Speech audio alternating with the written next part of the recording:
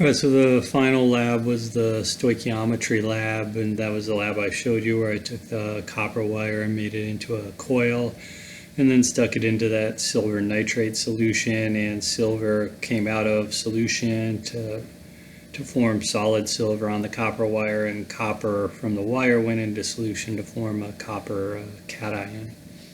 But one of the things about stoichiometry is we learn the importance of balancing equation and what a balanced equation tells us. So let's quickly review a balancing of equation, and I want to show it in a slightly different way. So if we had a water molecule, it would look like this: oxygen with 2 hydrogen attached, and hydrogen is diatomic, so it would look like this: 2 hydrogens connected with a bond, 2 oxygen connected with a bond. So that's just pictorially showing you what this equation looks like. And when we balanced equations, we said we're going to try to balance the different things on the two sides of our arrow. So on this side of the arrow, we have 2 hydrogen and 1 oxygen. So from this picture, you can see 2 hydrogen and 1 oxygen, right? 2 hydrogen atoms, 1 oxygen atom. Here we have H2, 2 hydrogen atoms, O2, 2 oxygen atoms. So the way we balance the equation is by changing the coefficients that go in front, which are the numbers that go in front. So here we have an odd number of oxygen, here we have an even, so we're going to put a 2 here. All right, and what putting a 2 there tells us is now we have 2 of these H2Os. Right, so on this side of the arrow we have 1, 2, 3, 4 hydrogen and 2 oxygen. So 4 hydrogen, 2 oxygen. So now our oxygen are balanced and our hydrogen are not. So right, 2 oxygen here, 2 oxygen atoms here. So we're trying to balance the number and type of atoms. So on this side we have 2 hydrogen, here we have 4, so we put a coefficient in front, which is just adding another H2 to this, right? So now on this side we have 1, 2, 3, 4 hydrogen atoms, this side 1, 2, 3, 4, this side 2 oxygen, 2 oxygen. So now you have a balanced chemical equation, and that would be how we balance our chemical equations. So here's another chemical reaction equation that we need to balance. So we have NO2 plus H2O going to HNO3 and NO. So we're trying to balance hydrogen, nitrogen, and oxygen. So we want the same thing on both sides of our arrow. So here we have 1 nitrogen.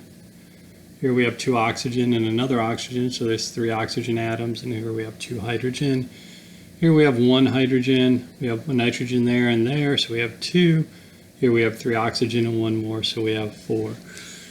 So if we take a look here and kind of decide where we want to go,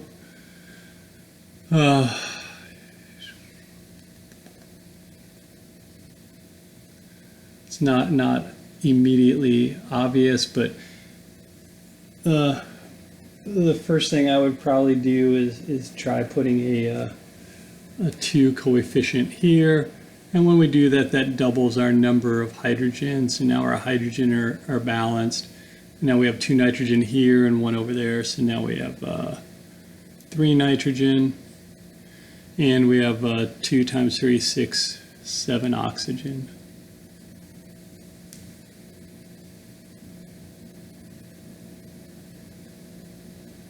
This is looking like it may go astray pretty quickly.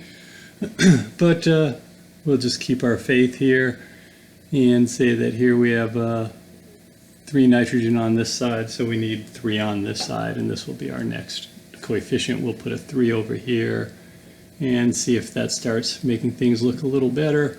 So now we have 3 nitrogen on both sides. Here we have 3, 6 oxygen, 1 oxygen there, so there's 7 oxygen, and we have 2 hydrogen. So actually that did work out. So now our equation is balanced. So the whole thing with stoichiometry is this balanced equation tells you how many moles of one thing react with each other, and it gives you this ratio. So there's 3 NO2s for every 1 H2O, there's 3 NO2s for every 2 HNO3, there's 1 H2O for 1 NO. So these coefficients give you the molar relationship, and those can be used for conversion factors. So if we have a question like this, how many moles of N2 completely react with 4 moles of H2O? Well, we have moles of H2O, and where we want to go are moles of N2, so we need the relationship there. So we start out with 4 moles of H2O. But what we want to do is we want to go to moles of N2, and we want to get rid of moles of H2O. So we need to know this relationship, and this relationship is given to us with these factors, right? So something's wrong. This should be NO2. Now it makes sense, sorry. So we want moles of NO2, right? So there's 3 moles of NO2 for every 1 mole of H2O, so 3 moles to 1 mole. So then we just multiply, and that would give us 12 moles of NO2. And so that's how you would use these coefficients to get those stoichiometric relationships. All right, so this is similar equations to what you did in the lab, or what I did in the lab and showed you by putting copper in a silver nitrate solution. So here's some made-up equations. If we took a iron wire and we put it in a silver chloride solution, the iron could either form a +2 or a +3. And if we look at an equation like this, we should be able to determine the oxidation state, right? So here, iron has a 0 charge on it, but if it's in FeCl2, then we would figure out if that's iron 1, iron 2, or iron 3, depending on what's connected to it, right? So this iron, we don't know what its charge is, but it's connected to 2 chlorine that each have a -1, and this has to equal 0 overall, so this iron has to have a +2 charge. So the oxidation state formed here is +2. So this forms Fe2 plus oxidation state.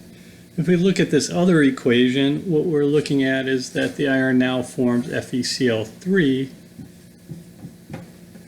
And we would do the same thing. We have 1 iron that we don't know its oxidation state, but it's connected to 3 chlorine that each have a -1 charge, so it has a -3 overall charge.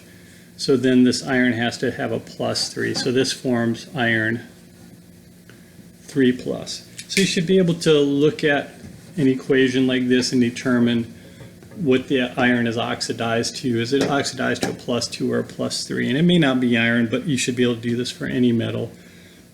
Then you should also be able to look at this and say, well, what's the molar ratio of silver moles formed for iron lost, right? And so here we have 1 iron and we have 2 silver, so there are 2 moles of silver gained for every 1 mole of iron. And here we have 1 iron and we get 3 silver, so here we get 3 moles of silver out of solution for every 1 mole of iron that's lost. So that's how you'd use stoichiometry to figure out that molar relationship. And then you should also be able to figure out the oxidation states.